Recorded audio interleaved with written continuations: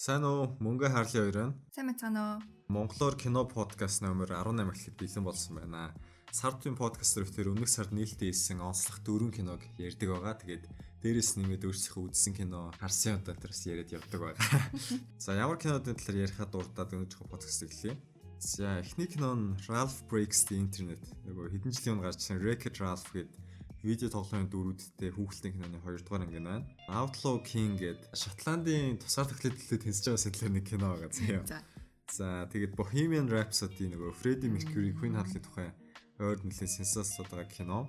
За тэгээд Fantastic Beasts and the Crimes of Grindelwald гэдэг Harry Potter ертөнцийн бас нэг кино байгаа. За өнөөдөр болохоор энэ дөрвөн кино талаар товч танилцуулъя гэнэ. Тэгээд өөр юу ярих вэ? Үзсэн кинонуудаас ярина. Нөгөө хан дотроо цагтай байшин киног үзсэн. Тийм өмнөх сард нээлттэй гэсэн шүү дээ. Нөгөө Jack Black, Kate Blanchett хоёр тоглосон. Тэгээд сая хэлсэн нөгөө Fantastic Beasts-ийн 2 дугаар анги Robin Hood-ыг бас үзсэн. За. Тэгээд Nutcracker үзсэн. Ерөнхийдөө бүгдээрээ fantasy дөө. За, миний сонирхолтой гэж бодсон юм болохоор нөгөө Expanse гэдэг сансарт үйл явдал нэг маш сонирхолтой science fiction show 3 season гарч чадаа тэрийг үзснээ яриа гэж бодлоо.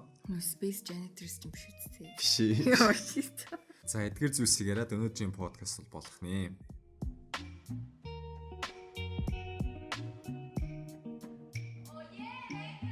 За, эхний кино Ralph Breaks the Internet. Найруулагчийн талаар эхлээд дурдъя. Rich Moore гэдэг 55 настай Америк хүн байгаа. Хоёр хүн найруулсан. Энэ хүн болохоор 1-р ангийн найруулсан. Тэгээд Zootopia-гийн нөгөө үнэг туулаар яваад хэрэг мөрддөг. Тэрний зохиолыг бичлсэн найруулсан хүмүүсийн нэг.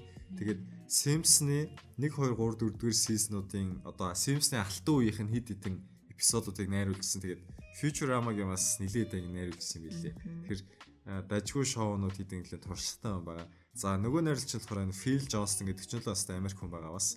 Wreck-It Ralph 1-ийн 1-р ангийнхын зохиолыг бичсэн. Ер нь бидний сайн мэдхгүй нэлээд олон зохиолыг бол бичсэн юм байлаа. Тэгээд Zootopia-гийн зохиолыг бас бичсэн гэж хэлсэн.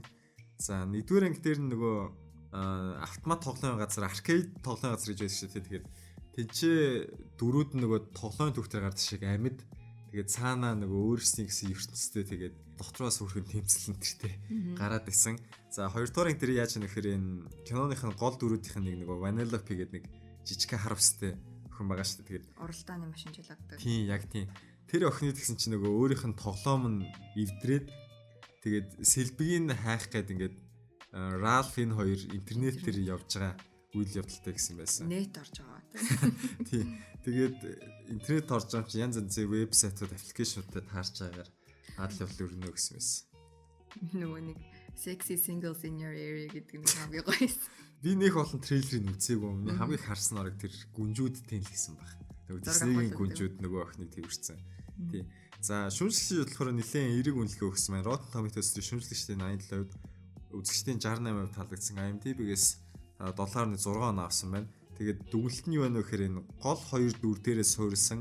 Тэгээд өмнөх анги дээр танилцуулсан ертөнцөө илүү дэлгэрүүлсэн, илүү юм өнгөлөг, илүү инээтэй нэлээд дажиг 2 дугаар болсон байна гэсэн мэлээ.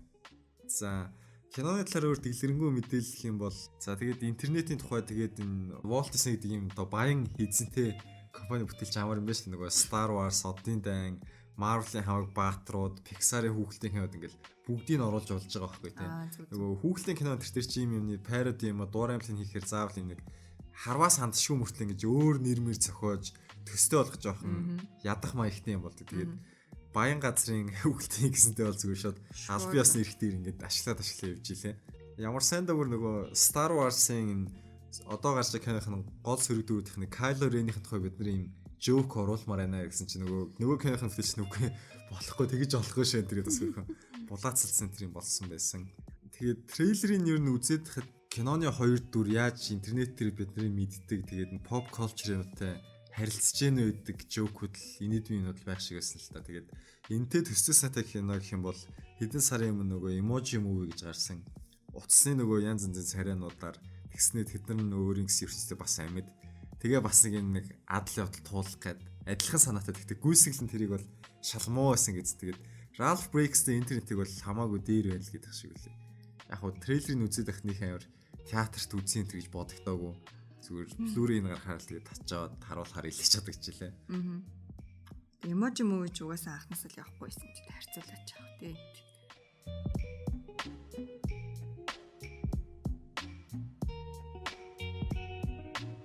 За дараагийн кино Fantastic Beasts: The Crimes of Grindelwald ичидтэй адал явдлын кино байна.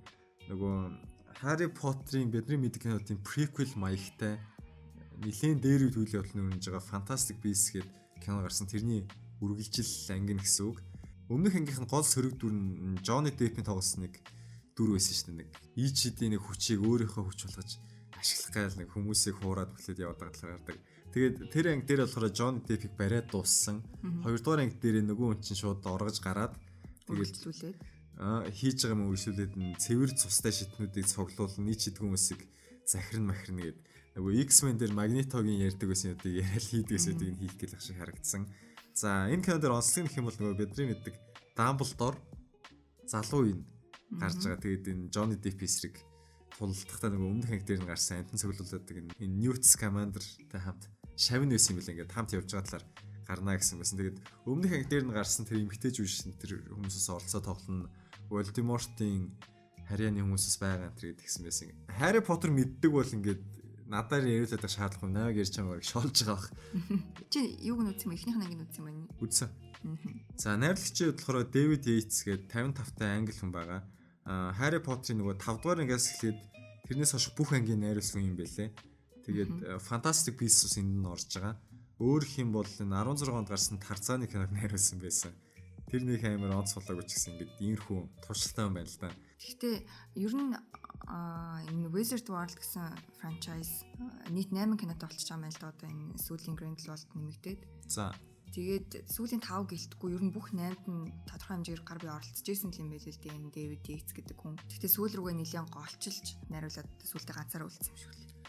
Тийм нөгөө Marvel-ын кино энэ төр чинь нөгөө second unit энэ дээр нь ажилтдаг байсан бүсэн дараа нь өөрсдөө гэсэн киногоо дааж аваад ингээд явдаг шиг тийм ингээд бас нэг залгамж халаатай юм байх шиг л байна л да.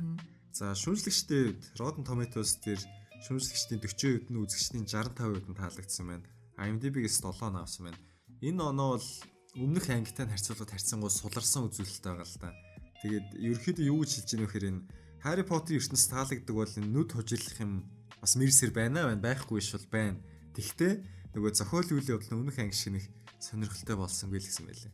Би тэгээд эхнийх нь ангийг үзээгүй, дээрээс нь номнуудыг нь уурч байгаагүй яг харамсалтай л да тэр нь.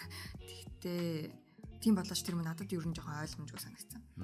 Дээрээс нь чи 2 минут 13 2 минутын дээрээс нь чи 2 цаг 13 минутын кино байсан байхгүй юу? Гайгүй л урттай байсан биш. Үгүй нэлээд урт байсан. Тэгээд ороод кинотеатрт ороод трейлер үзээ дараа нь өгсрүүлээд киногоо үзсэн чинь 2 цаг 30 минут цуцсан л болж таарч байгаа байхгүй юу? Гой кино үзэх хэрэг уулын цаг өнгөрч мэддэггүй тийм. Яг миний хувьд тэгэхэд ингээд нэг гой ингээд доктор нь орчоор адал явдал ерөөсөө байгаагүй хэрнээ ингээд сонин хэсгүүдээр удаад байсан санагдсан байхгүй юу. Тэгээ сүүлд ревю уншиж авах нь хитрхи олон деталь өөртөө багтааж оруулсан кино байсан гэж бичсэн бахарна. За бодвол надад айгүй нушаад исэн юм шиг санагдсан үедээ л деталь оруулсан байсан юм даа л гэж утсан. Тийм, тиймэрхүү юм чинь ялангуяа мангар олон кинотой франчайз үуч нөгөө фэн сервис хийх хэрэгтэй. Нөгөө өмнөх бүх киног нь мэддэг, номын нэвт мэддэг хүмүүс заавал мэдж байгаа юм шалгалт өгж байгаа шиг хараад тэрийгээ тань хүмүүс ярьж байгаасаа кайф авдаг байхгүй юу?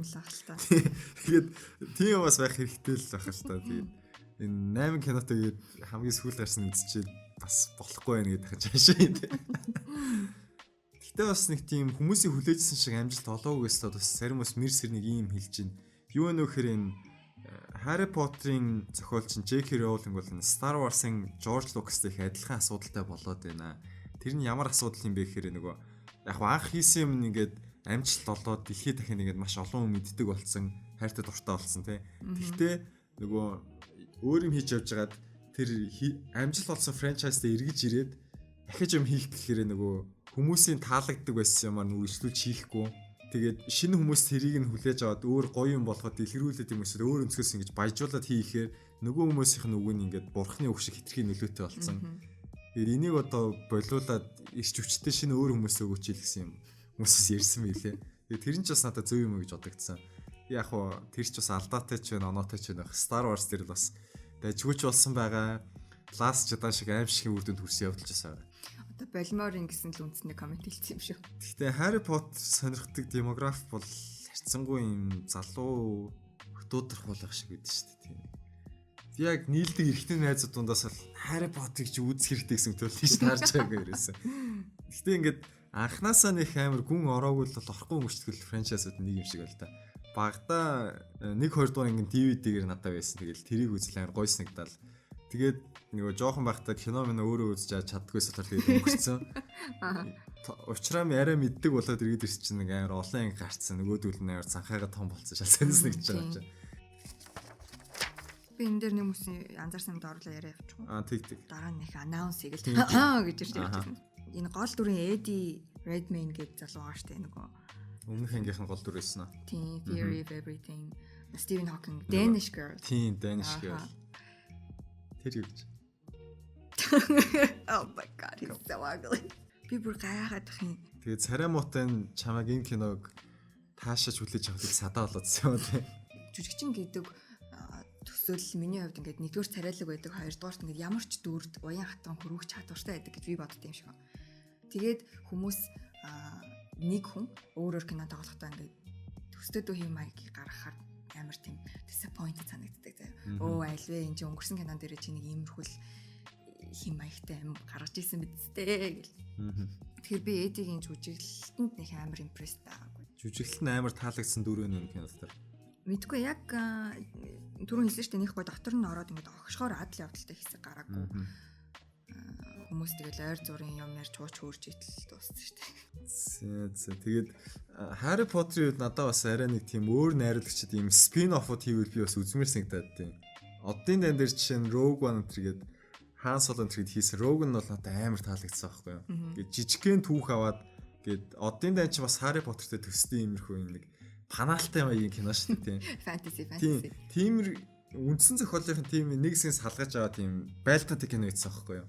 Тэр шиг Harry Potter-ийн ертөнцийн одоо юу тийм нэг romantic comedy байдаг ч юм уу, нэг action кино байдаг ч юм уу тийм. Арай нэг тийм охтуудад биш өөр демографт одоо 20 эд залуучууд ч юм уу тийм ийм хүмүүс төрүүлсэн өөр төрлийн спин-оффууд хийвэл сонирхох байх.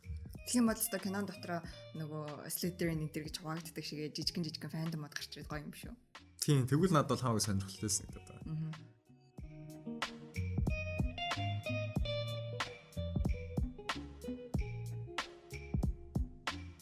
За дараагийн кино Outlaw King гэдэг түүхэн маягийн кино байна. Тэгэхээр бид нэг баг байхад нэг Mel Gibson нүрээ талын цэнхрээр будцсан Шотланд одоо килттэй яваад байдаг байлдаад байдаг нэг кино байдаг гэсэн шүү дээ. За яж байгаа нэг олон хөвгүүдтэй юу? Олон хүүтэй аль мөн биш үү? Биш чи нөгөө их орончтой андуураад нэ Patriot тэр чи нөгөө Америкийн хувьсгалын тухай. Тийм Mel Gibson байдаг тийм. Тийм тэрнэр Mel Gibson байдаг. Нэрээ бас их төстэй кино юм биш удаас чинь. Энэ болохоор нөгөө William Wallace гээд бас Шотландын тусгаар тогтнолын төлөө Англи эсрэг тулдж исэн хүний тухай киноос аахгүй юу. Тэгээд тэрэн дээр гардаг дөрүүдийнх нь нэг болохоор энэ Robert De Bruce гээд дараа нь гарч ирсэн хаа юм бэлээ л дээ. Мань үний одоо тэмцлийн ингээд үргэлжлүүлээд явсан хүн гэсэн үг. Тэгээд тэр үнийхэн талаар энэ кинон болохоор Outlaw King гэдэг ингээд гарч байгаа юм бэлээ. Трейлер энэ хараад болохоор хүмүүс их gritty юм бодтой юм харанхуй дундад зууны үед юм шиг нэг бараан дуу панаалтай биш юм байна л гэдсэн аахгүй. Тэгээ тийм болохоор тажиг юм болоо гэж бодогдсон юм. You being the history buff. Харин тийм түүх гоё штэ.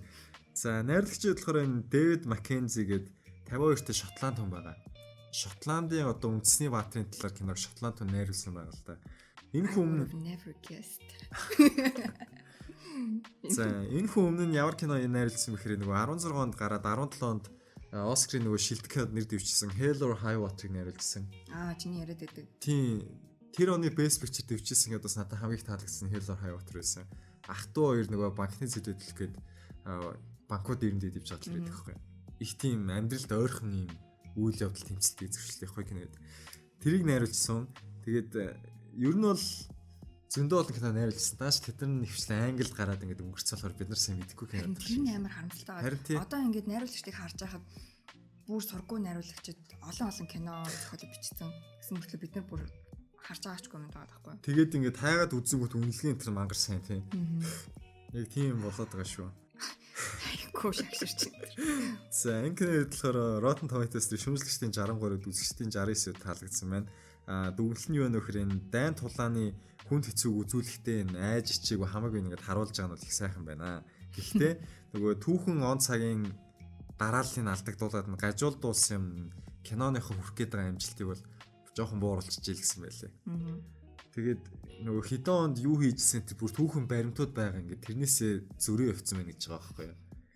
Тэр чин одоо нөгөө нуус тавчаан тэр дээр чин хэдээс хэдэн оны хоорондчлаад ингээд Тэмүүжин Чингис одоо хаана юу гэсэн тодорхойгүй байсан гэж байгаа байхгүй юу. Тэгээд тэгсэн чинь нөгөө Сергей Бодровын Монгол аваачаад Алтан улс жилүүд тангуудад ч л ингээд барьцааны хүн болцсон.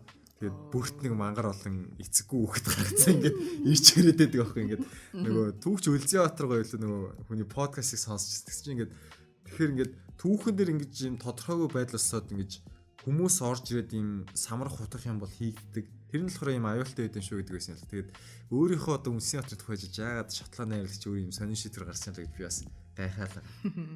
За киноны хувьд надад бас их сонирхолтой санагдсан юм эхний 9 минут нь тэр чигээр нөгөө жүжигчнээ дагаж яваад ингээд таслахгүй ямар ч монтаж ахгүй ингээд үйлсүүлээд явдаг зэмэс гэдэг чинь тий. Эхнийх нь 9 минут тийм байна гэсэн. Тэгээд энэ кинод болохоор Game of Thrones тоглолдог зөндөө олон жүжигчид бол тоглож байгаа юм билээ. Тэр хүмүүс ч одоо юм дундад 100-ны үед тиймэрхүү технологи орчин нөхцөл өрнөж байгаа юмс энэ брэнд жүжигчид л болчиход байна л да. За тэгсэн чинь бас нэг хачин юм байлээ. Энэ Роберт Дэ Брюсийн талаар заяа. Тэр Мел Гибсний дээрвийн киноных нь яг одоо албан ёсны спин-офф нь дараа жил гарах гэж байгаа юм билээ. За. Тэгээд тэр Brave Heart дээр энэ хүн тоглолдог жүжигч чинь яг өөрөө энэ дүрийг үргэлжлүүлээд тэр кино дээрээс тоглоно тэр гэсэн. Гинтэн Шотландууд ч зээжэд илдээд юу болж байна ч гэж бодогдохоор юм шиг. Тийм байсан. Тэгээд байлдаанд хэсэг энэ нь бол ер нь их дайжгүй л болсон шиг байлээ. Тэгэхээр би бас яг харуул харъя л гэж бодоо да. Гэтэ бас ингээд сайн мэддэггүй түүхэн үед болохоор сонирхолтой л энэ даа чи ингээд нөгөө яг тэр кинон дээр тийм байсан гэдэг нь авчгаар тэр нөгөө түүхэн гажуултай байдаг. Харин тийм үнэн ч юм хотлаач юм болж байгаа юм.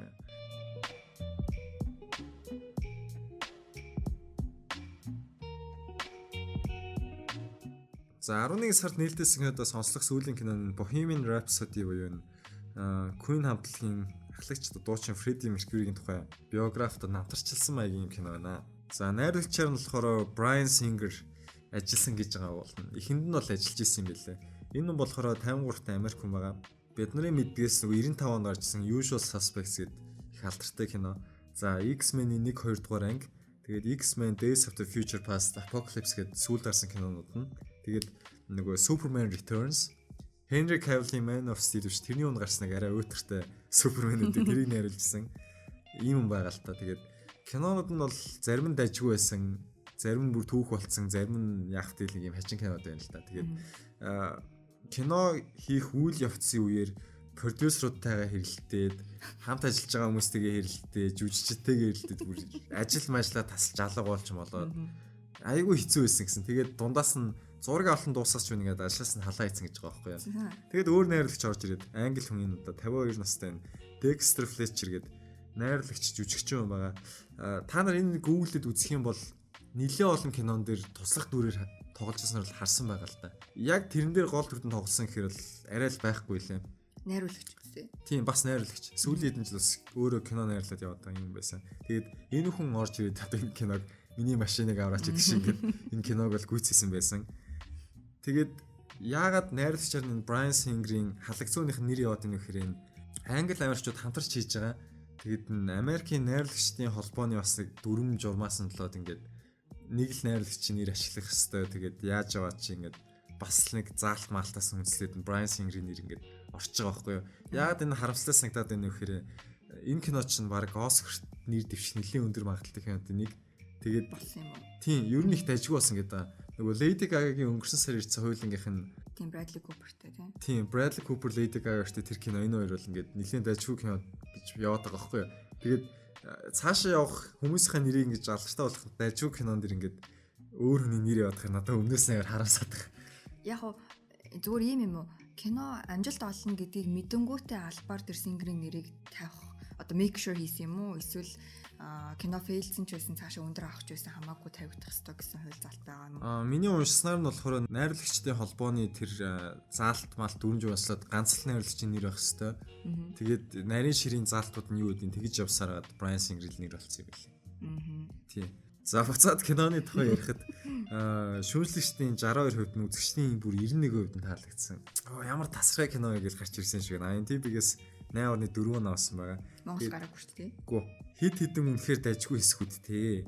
Гэхдээ кинон өгүүлж байгаа эзнийхээ мөн чанарыг нь үзүүлэх тал дээр бол дутагдaltaй байна гэсэн байсан. Freddie Mercury-г яг амьдрал дээр ямар хүн байсан гэдэг талаар нь уу? Тийм, үйл явдал нь юуны талаар байна вэ гэхээр энэ за мэдээж хэрэг Freddie Mercury-гийн тухай тэгээд Queen хамтлагийн тухай гарч байгаа л да. Тэгээд ерөнхийдөө болохоор энэ 1985 онд Этиоп улсад их өлсгөлэн болоод тэгээд Америкийн Филадельфи тэгээд Лондон хоёр тийм Live Aid тэгээд хандвийн их том тоглолт болсон юм билээ. Бүр 170 мянган хүн цуглуулсан. Нөгөө Freddie Mercury-гийн бичлэг зураг хэмжээ харахаар чинь нэг амар том задгай юм стадионд энэ нэг цагаан өмд футболтой ингээл алж гиж байгаа нэг бичлэгүүд яваад байдаг шүү дээ. Тэр болохоор энэ яг Live Aid-ийн үеэр тэр бичлэг байгаа байхгүй юу? Тэгээд энэ тэр тоглолтын талаар л өмнөх үйл явдлууд яаж болсон тэр үйл явдлыг үзүүлээд байгаа шиг лээ. Нааш тэгээд үзүүлж байгаа амар их юм бүр түүхнээсээ бүр амар зөрчсөн байна гэсэн. Тэр нь мэдээж хэрэг ингээд киног сонирхолтой болох үүднээс гэж л байгаа юм л да. Тэгээд гэхдээ одоо бид нар шиг ийм тэр үеийн биш хүмүүст ингээд хамгийн их алдартайгаар хурж иж байгаа юм зөрүүтэй байхаар бас харамсалтай л байна л да. Тэр хүн яг ямар утгаараа дурсагдах уу гэдэг дээр нь бас таймпер өөрчлөлт хийгээл биднэрт суулгачиж байгаа юм л да. Тийм одоо үнэхээр зарим нэг юм нь одоо сайн байсан үнийг нь сөрөгдөр болцсон байдаг ч юм уу. Тийм үнэхээр зовж хэцүү байж тэмцэжсэн юмыг нь огт урдахгүй өнгөрсөн юм эсвэл багасгацсан байдаг ч юм уу. Тийм ингээд тиймэрхүү юм бахар ингээд зүгээр тэр үний нэр нь л үлдээд яг ард нь одоо хүн нь ингээд байхгүй болчиход байгаа байхгүй тийм. Харамсалтай л да. Би тэр Freddie Mercury-г бол зүгээр гей байсан. Тэгэл доохтой байсан. Доох тасаал тэгэл өнгөрсөн гэдгийг нь мэдхээс биш. Тэгээд одоо зүгээр тэрийг хүртэл бодоод үзэхэд тэр хүний талаар нэг их тийм позитив сэтгэлээ байхгүй байхгүй тийм. Яаж хийж агаад ингээд тухайн үедээ нийгмийн нормоосоо гажиж явж байгаад өвчин туссан улмаар тэгээд урлагийнхаа ингээд оргил үедээ амиа алдсан байгаа байхгүй юу. Тэгэхээр энэ кино бас өөр тэр хүний имижийг аврах өөр шанс байсан юм билүү.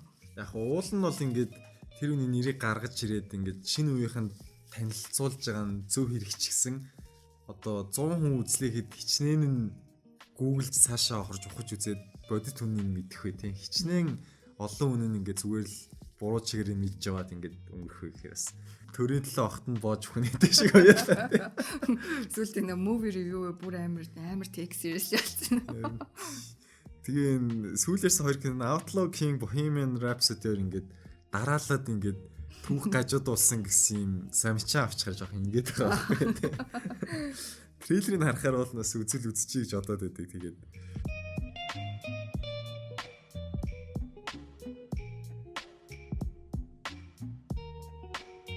За энэ сард болохоор энэ дөрвөн киног ярьлаа.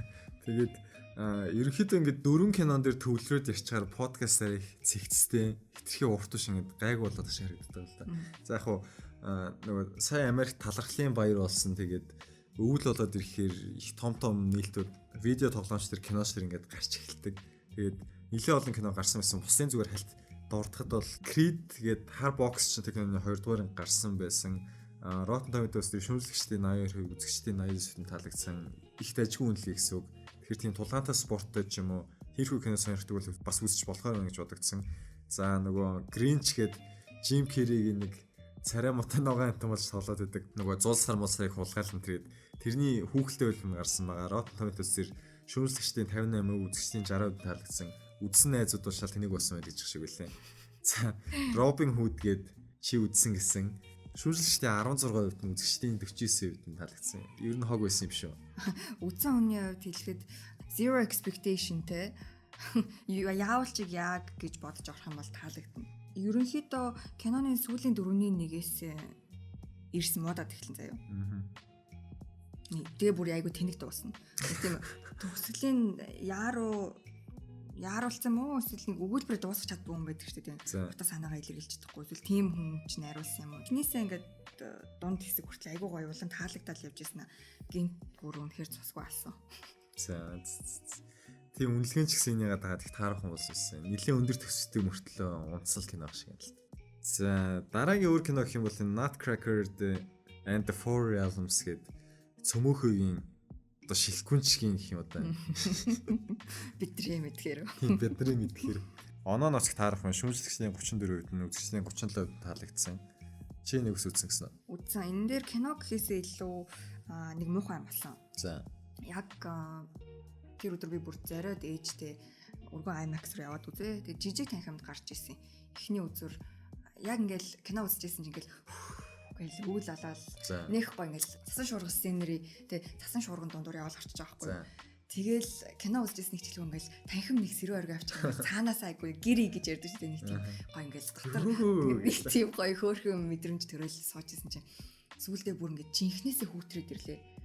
Тэгээд бид нэг ингээ өвлийнхаа гүрч мөрчтэй суужсэн чинь кино театрт ажилладаг хүн адил ах уу гэж хэлжсэн байхгүй. Тэгээд адилаа нөмөрчөөд киногоо үзчихсэн чинь бүр улам хүнсрээд байж аал би гэсэн чинь амнаас уур гарч ийна. Тэгэл за бурхан минь. Тэгээ ээж харсан чинь үрээ тэгээ хамар нуулаацсан. Гарын дээрээ үдсэн чинь уран хөтөн бүр ингээ хөлтөөс асис шиг болсон. Киногоо харамслаад дуусгах чадаагүй. Тийм үү. Талаас нь арай илүү үзсэн баха. Ээж өөрөө тийм урлаг уран сайханд айгуу дуртай болохоор бас балет гэдэг утгаар нь энэ кинолаараа таалагдах байхтаа гэж дагуулад орсон. Тэгээ сүүлдээ бүр ингээд хүн чанар зулгаагаад за боли тэгээ эцэст ингэж дааран зовхон байж үзэх алтай ш гэдэг гарч ирээд ер нь нэлээд гомдолтой байсан.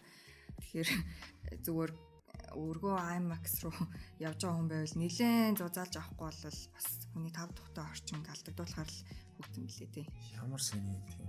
Тийм уу та нэг жоохоо ээжтэйгээ ингээ кино үзчихэж өөр ингээ нүдэнд нь нулимс тэлээ. Хүүхд ингээ нэг даарахаараа ингээ ханиаж манихаар ингээ нүдэнд нулимс тэлээ. Тэрэн шиг болцсон бүр. Тэгээ кино нь болохоор ерөөхдөө ямархуу байсан одоо сүүлийн үеийн нэг Disney-гийн live action adaptation төсөө тийм түрүүний Mowgli, Beauty and the Beast, Cinderella гэх тэднэр шиг юм уу эсвэл арай дээр юм уу? Би трейлерын ч үзэгээс юуг нь чарга байна. Musical гэсэн хэсэг байхгүй. Кино балетын хэсэгтэй. Балетын хэсэг нь бүр ингээд surprising л гэж байна. Тэгээд үндсэндээ тэр балетнаас хамаг бүжгийг хасаал чадр ятахаараа ингээд текст, actions хорж аваад кино болох гэж үзсэн юм лээ. Балетанд дуртай хүмүүс бол үзэж жоохон disappointed болох. Яг уу аргаа барснаа жоохон хөвгттэйгээ үзэх гэж байгаа кино л болсон байлээ тий. Надаа бас энэний хамгийн сэтгэл хонос үйлбэр нь Барбигийн цөмөөхөө байсан шүү дээ. Барбигийн нэг амар олон адилхан хүүхэлдэйн өдөд шүү дээ. Тэрийг би дүүгээс багтаас үздэг байсан. Одоо үзэхэд одоо ямар эд юм бэ? За 11 сард гарч байгаа өөр кино гэх юм бол Mowgli байна.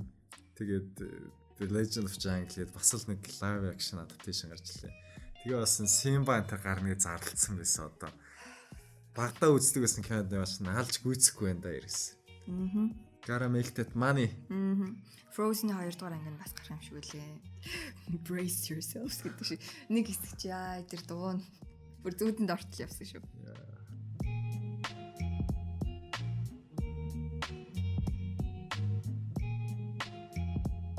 За 11 сарын кинодаа ингээд дэлгэрэнгүйгээр бас товчоор дуртахад бол ийм байлаа. За одоо подкастын чөлөөт хэсэг тийм. Тэгээд өнгөрсөн сар нээлттэйсэн нөгөө хан дотроо цагтай байшин гэдэг юм. Ээжиг хүүтэн зал руу дагуулж орсонд болоо нөгөө guilty санагдаад. Тэгээд нэг өөр бас family friendly кино үзчихье гэж бодоод The House with a Clock in its Walls гэдэг баг одоо бүтэн өгүүлбэр шахуурт нэртэй энэ киног үзсэн байгаа. Жанр нь гэх юм бол ерөнхийдөө уран зөгнөлт. Тэгээд John Billers гэдэг зохиолчийн одоо кинотойгоо адилхан нэртэй зохиол төр үндэслсэн кино юм байна л да. Тэгээд энэ John Billers гэдэг зохиолч нь өөрөө готик жанраар бичдэг хүн юм байна л да. Гэтэл готик гэдээ бодохоор одоо нөгөө Crimson Peak байгаа шүү дээ. Би бас үзэж байгааг шүү дээ. Миний төсөөллөөр бол одоо тэр найруулагч Guillermo del Toro гэдэг байгаа шүү дээ. Pacific Rim-ийн нэгдүгээр ангийг найруулсан, энэ Crimson Peak-ийг найруулсан. Тэр хүн бол готик гэдэг чиглэлийг жинхэнэ утгаар нь амьдруулж чаддаг юм шиг санагдсан. Гэтэл энэ хан дотроо цагтаа байшингийн хувьд бол миний бодохоор л хүүхдийн кино гэхэд нэлээ эвгүй. Тэгэхээр том хүн үзэхэд нэлээ утгагүй тийм л кино болсон юм. Нэг релизм болсон юм тийм. Тэгэд иймэрхүү кинод харахаар надаа бас нэг young adult-ууд зориулсан EGD-ийн байдаг л кино юм байна гэсэн сэтгэл төрөйдөө байхгүй тийм. Harry Potter байна. Нөгөө Eragon энэ гэл байсан. Golden Compass өөр юу хийж лээ дээ тийм. Тэрнээс даваагүй лээ.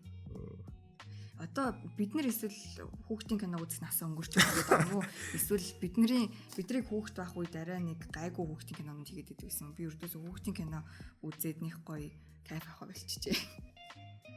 Тэгсэн мөртлөө Pixar-ын анимашнууд үзэхээр дажгүй санагдаад гэж шүү дээ. Тэд нэр ингээд нэг балансыг олооддаг байхгүй юу?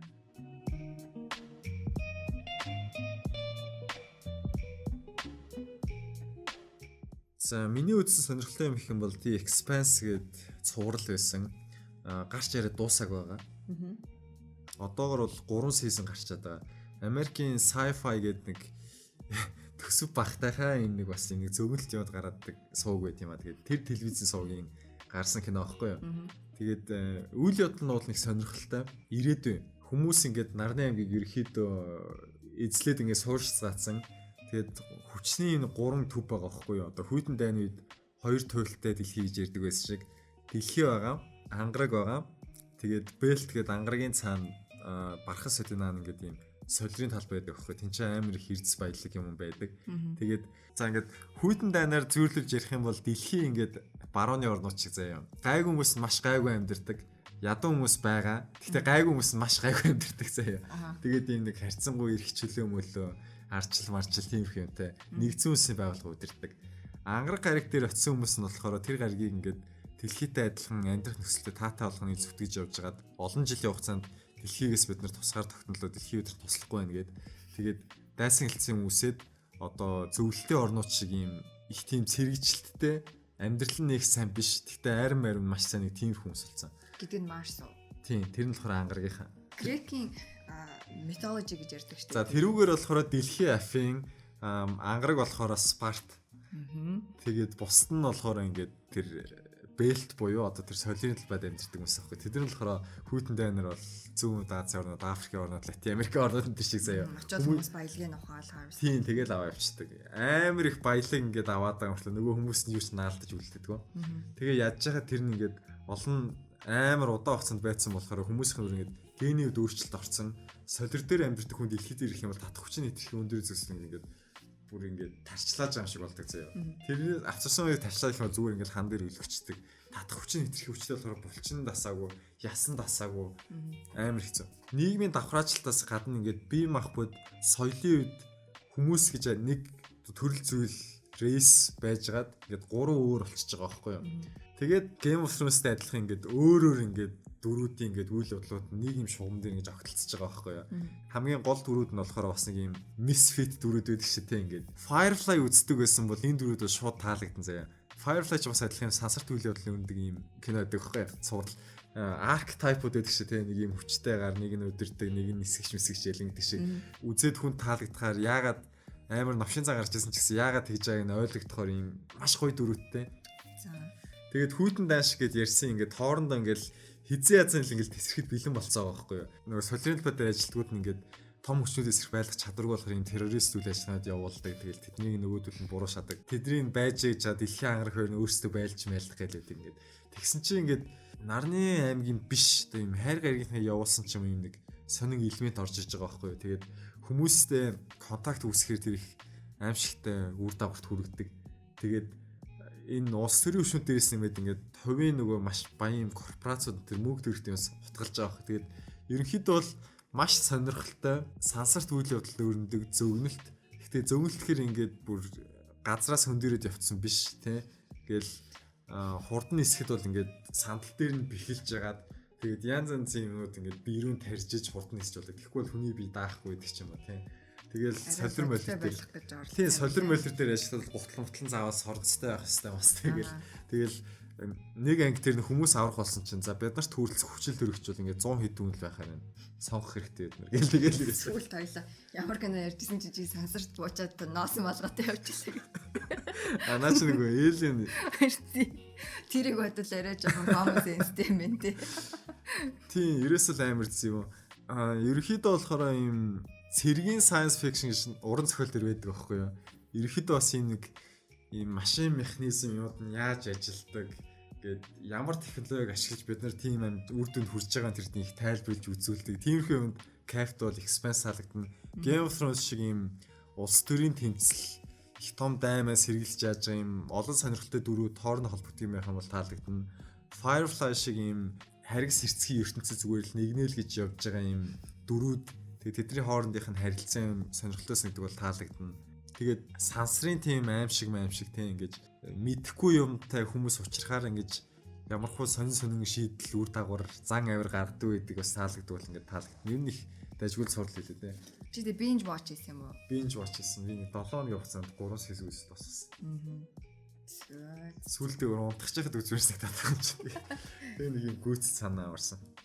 Одоо тэг хийж байгаа юм те. Sci-fi дээр би хийж жагаад цуслагна гэдгсэн юм лээ. Тэгээд хүмүүс тэгээ жүжигчсэн тэр ингээд юм компанид ажил явуулаа. Тэгээд Amazon худалдаж аваад одоо дараачийн сезон Amazon дээрээс эхэлж гарна гэсэн.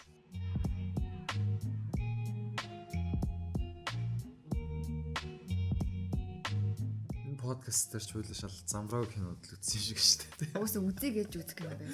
Харин тий ерөөсөө сонь үзэх юмгүй шин нээлтмэлт бол сул шүү дээ ерөөсөө. Одоо тэгтээ ядаж Christmas-ийн үеэр нэг айтайхан кинонууд нэг давлгаалаад тэгээд Valentine-ийн өдөр гээл romance-ийн бороо ороод 12 сард гэх юм бол Aquaman л шүү дээ. Aquaman бас masterpiece байх нь тодорхой шүү дээ тий. Тэр нөгөө Captain Marvel ч гэнэ үү? Marvel-ийн кинодоос дөжрөөд ингээд зарим нь үзэхэж байсан шүү дээ ерөөсөө. Энэ янзаараа тэгээл байсгийж байгаа шин дөрүүд гарч ирээд байгаа юм бол eventually эцэг хинчил залхалах л. Тэгэл мөнгө л болоод их юм хийгээл шүү дээ. Хин нэг нь YouTube дээр сонирхолтой юм тавьсан байсан нөгөө. Оныхоо сүүлийн подкастыг яг өөрөөр хийгээ чи одоо оны шилдүүд идэх ч юм уу тий. Одоо энэ өнгөрсөн жил гарсан ядас суйлаас нэлээд үзсэн байж та тэгээд хамгийн тийм кино гэсэн юмны талаар яриул яад гэсэн бэлээ. Хоёлаа тэгтээ тийм юм хийж байгаагүй л үү? Гүү, хоёлаа чи өнгөрсөн үйл яасан гэхээр шинэ жилээр нөгөө багтаа өсөлтсөн хүүхлийн гэдэг ярьсараад харсан шүү дээ. Тэгээ хоёлаа бахан Орос хүүхлийн кино яриад. Анасаа дурсаад. Тийм нөгөө Cartoon Network Nickelodeon-ны хүүхлийнтэйг Оросоор үздэг байснаа л ирсэн шүү дээ. Тийм тэгэхээр нэг тиймэрхүү жагсаалтад хоёлаа бэлдэж байгаа нэг ярил гэж бодож байна. Тэгээд яг 12 сард онц кино байхгүй болохоор тэгээд 1 сартаа нийлүүлээ ч юм уу дараа нь гүйцэд ярьчих бах. Нэг тиймэрхүү л ах шиг тийм. За өнөөдрийн подкастер бол өөр ярих юм байхгүй байна. Ингээд болчлоо. Тэгээд цаг гарган үздэг сонсдог хүмүүстээ маш их баярлалаа. Мөнгөн болон хайрлаа. Баярлалаа.